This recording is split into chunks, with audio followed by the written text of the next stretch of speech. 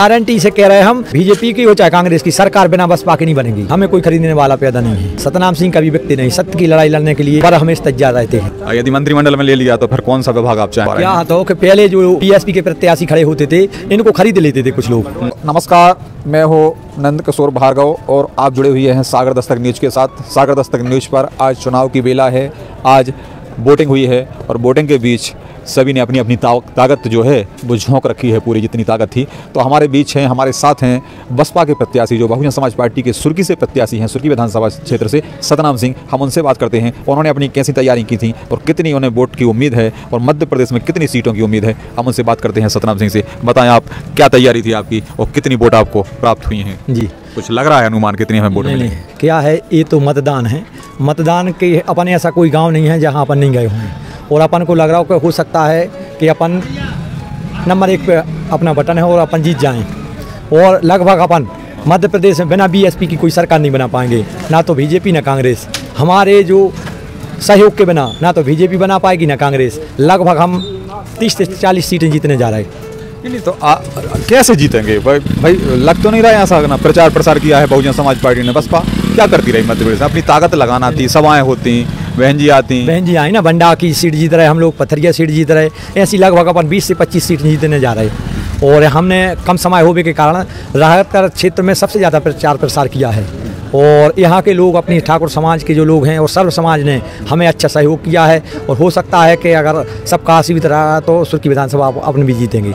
अच्छा, आपको जीतने की उम्मीद है? कितनी लीड ले रहे हैं आप जीतने की? लगभग अब जितनी भी जनता के ऊपर है, मगर अपन जीतने का प्रयास अपन ने किया है।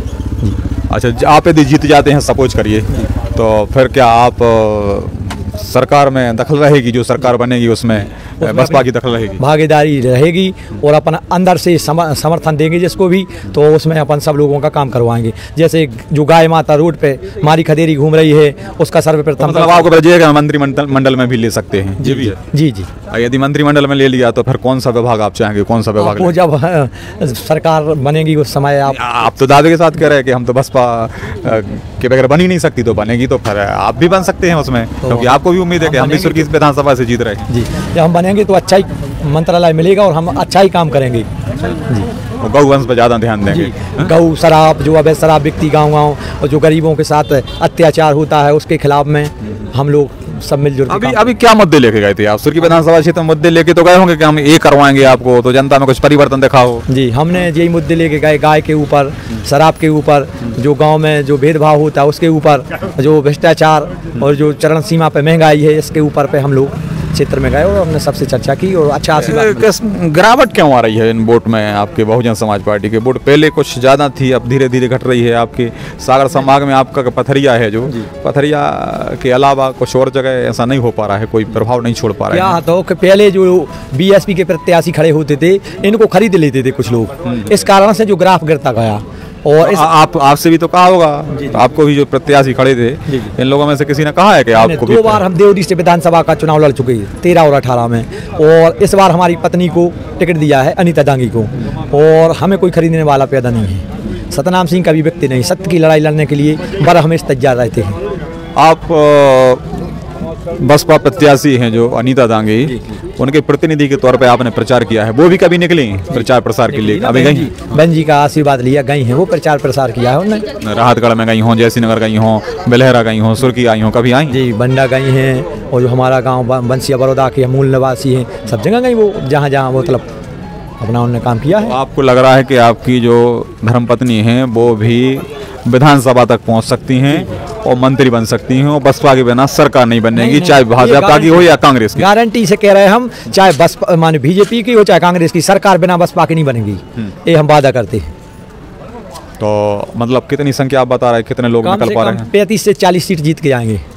तो अभी प्रत्याशी कितने थे? 205, मतलब 205 सीटों पर प्रत्याशी खड़े हैं। कुछ गठबंधन की सीटें हैं हमारी, जैसे देवरी है, रहली है, ये गोंडवाना गणतंत्र पार्टी से हमारा गठबंधन है। अच्छा, गोंडवाना गणतंत्र पार्टी से गठबंधन है। 230 पे हम लोग माने प्रचार प्रसार के लिए तैयार है, जिस सीटें में जिन्हें गठबंधन कर ली गोंडवाना गणतंत्र पार्टी से। आपको भी यदि आपकी पत्नी निकलती हैं इस चुनावी वेला से, आगे बढ़ती हैं इस युद्ध से, तो आपको भी कोई महत्वपूर्ण पद मिलने वाला है क्या बसपा से यहाँ मध्य प्रदेश में? जो भी बहन जी का ऊपर से आदेश रहेगा हम लोग उस पर चलेंगे, और पद मिले या अन्यथा ना मिले, केवल निरंतर अपन काम करेंगे सुर्खी विधानसभा में। और ये हमारा वचन है कि जब तक यहाँ का आशीर्वाद नहीं मिलेगा, निरंतर सुर्खी को हम छोड़ के नहीं जाएंगे। सुर्खी का पर हमें निरंतर हम काम करते रहेंगे। तो अच्छा, आप खुद क्यों नहीं प्रत्याशी बने? आपने पत्नी को क्यों बढ़ाया आगे कि हमारी पत्नी है वो? क्या है कि कुछ कारण बस पार्टी ने बोला कि आपकी पत्नी को, हमने कहा ठीक है, 2 बार हम लड़ चुके हैं, इस बार उन्हें उनके लिए आगे किया है। चलिए, बहुत बहुत हमारी शुभकामनाएं हैं। अभी हमारे बीच सतनाम सिंह जो हैं, वो जो अनीता दांगी हैं, यहाँ से सुर्खी विधानसभा से बसपा की प्रत्याशी, उनके प्रतिनिधि के तौर पर बात कर रहे थे। वो आज यहाँ सुर्खी या वोटिंग आज जहाँ चल रही थी वहाँ आए थे, और उन पूरा मतलब उन्हें विश्वास है और बड़े आत्मविश्वास के साथ वो कह रहे हैं कि बसपा के बगैर सरकार नहीं बन सकती, चाहे बहुजन समाज इसकी भाजपा की हो या कांग्रेस की, बगैर बसपा के समर्थन के नहीं बन पाएगी। और उन्हें ये भी उम्मीद है कि सुर्खी से भी हमारे जो मैसेज हैं अनीता दांगी, वो बसपा प्रत्याशी के रूप में मध्य प्रदेश की विधानसभा तक पहुंचेंगी और मंत्री बनेंगी। आज के लिए इतना ही। सागर दस्तक न्यूज़ पर जुड़े रहें और देखते रहें इस प्रकार के समाचार।